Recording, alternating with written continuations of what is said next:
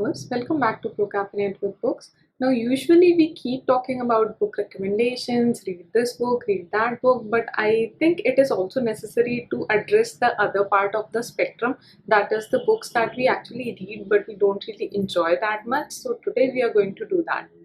Now, this may seem pretty daunting when it comes to addressing our all time favorite authors. Even I have my cozy corners and go to authors that I always read through, but that does not mean that each and every book written by them is supposed to be loved by us. It often happens that we might end up not liking few of their works, and that is what I'm going to discuss in this video. So, one by one, I'll be talking about all the authors that are mostly my auto-buy authors, so I read anything and everything that they write.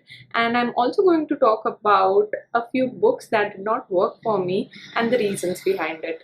The first on the list is J.K. Rowling. She has been my favorite author growing up, and irrespective of all the controversies that are currently surrounding her with the LGBTQ community and other stuff related to it, Harry Potter has always been that series that I've always fallen back onto, be it the movies, be it the books. I'm a fan of both equally, and so when I came across another book written by this author, which was The Casual Vacancy, I knew I had to try it. Sadly, that did not work for me. The Casual Vacancy is into an adult mystery genre where a person who is in his early 40s suddenly dies, and then there's this vacancy that needs to be filled.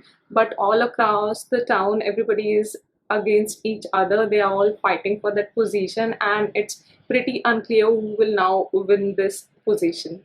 Sandra Clare is another author whom I'm heavily inclined towards. I would prefer reading anything and everything by her except the Bane Chronicles. I love the kind of world build-up she creates in her whole Shadowhunter Academy and the whole series that's followed by it, The Clockwork Princess, The Mortal Instruments. All the series have this vibe to it that a fantasy lover would just love it absolutely.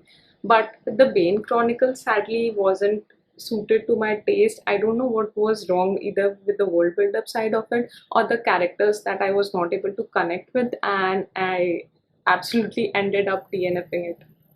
Even apart from the reasons, I think co-authoring this book with another individual was also a component because I'm not used to her writing style being infused with other authors, so that could also be a problematic area for me that did not work. But overall, it wasn't just something that was up for my taste, and I just couldn't go through with it. Next up, V.E. Schwab, another favorite author of mine, and despite her controversial books like The Invisible Life of Audie LaRue or Gallant that was recently launched 2 years back, I still loved both of them equally, and Villains being one of my primary all-time favorite duology series that she has written ever. There's this another book which just does not make sense to me. Warm Up is actually a prequel to the Villains duology series, and it shows a before story of what happens before the two people turn up against each other, the protagonist in the Villains duology. But somehow I'm not really able to pinpoint that one particular section which I disliked. It's just that I was feeling that this book shouldn't be here. I don't know why I'm even reading about the story because the villain's duology in itself is quite complete, and I don't think it needs an accompanying novella across with it. I did enjoy Lee Bardugo's most of work that fall under the Grishaverse universe, the first Grishaverse trilogy, then there's Six of Crows duology, King of Scars duology. They all follow a prominent timeline and a story and a world build-up with which I'm very acquainted and a big fan of. Good proof of that would be the videos that I've already done related to the Grishaverse series, helping you understand the whole world build-up, how things are working in there, and even the Shadow and the Bone online series, the 2 seasons, and my thoughts about it. Nevertheless, Ninth House was a certain exception to the story. It has a urban fantasy setup with a dark academia setting, and along with some elements of horror and other fantasy adult elements into it, which I think did not work as a combination in this book or the story for me at that particular point of time, and I ended up DNFing after just reading 2 chapters. I think I was done with it, but now and again, because I keep hearing about the duology every now and then, by some of the bookstagrammers, I do feel like I would probably give that a try in future, but for the current me, it's not my thing. Arif Kwang, my another favorite author. I finished the Poppy War series last year, and the last book literally destroyed me like crazy. I was Let's not talk about that, but it was really good, is what I want to say. And then came Babel, which was another great book related to academia setting and the dark sides of British colonization impact.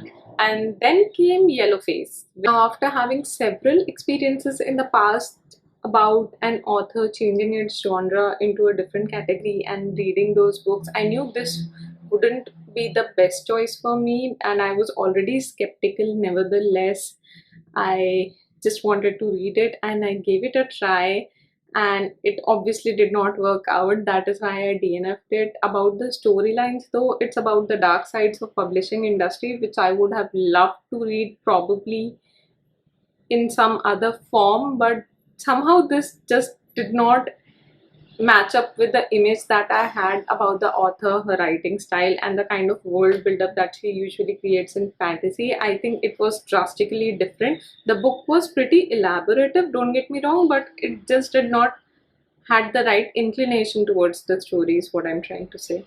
T.G. Klune, who wrote The House in the Cerulean Sea, was my all-time favorite. I have read that book twice by now. I already own a elaborated illustration edition of that book, and then on forward I read most of his book.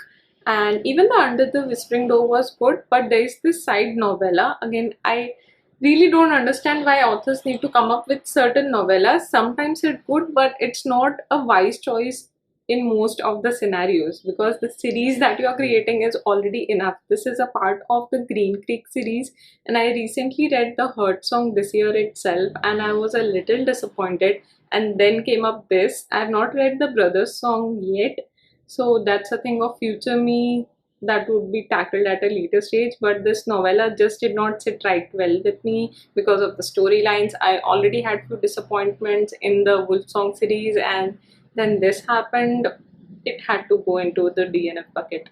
Now, from all these experiences, what I've learned, and I would like you to implement as well, that be aware when your author actually changes genres in their books. You may or may not like it because you are accustomed to reading a certain type of style by that author in a certain set of genre, and you have this whole image build up in your mind, and the differences may counter interact with them and the result may not be the best. Then another reason would be trying to stay away from unnecessary novellas. I think stories do exist, but they should be read at a separate point of view, separate from the series. You should actually continue the whole series in the main character parts, and then in a future time somewhere when you have already forgotten a lot about the series, you can probably read the novella, and that would be a wiser call. That would probably be all from my side. Let me know in the comments down below what are your favorite authors, or what are your auto-buy authors, authors that you gravitate towards as soon as you hear they are coming out with a new book, down in the comments, and I'll catch up with you in my next video.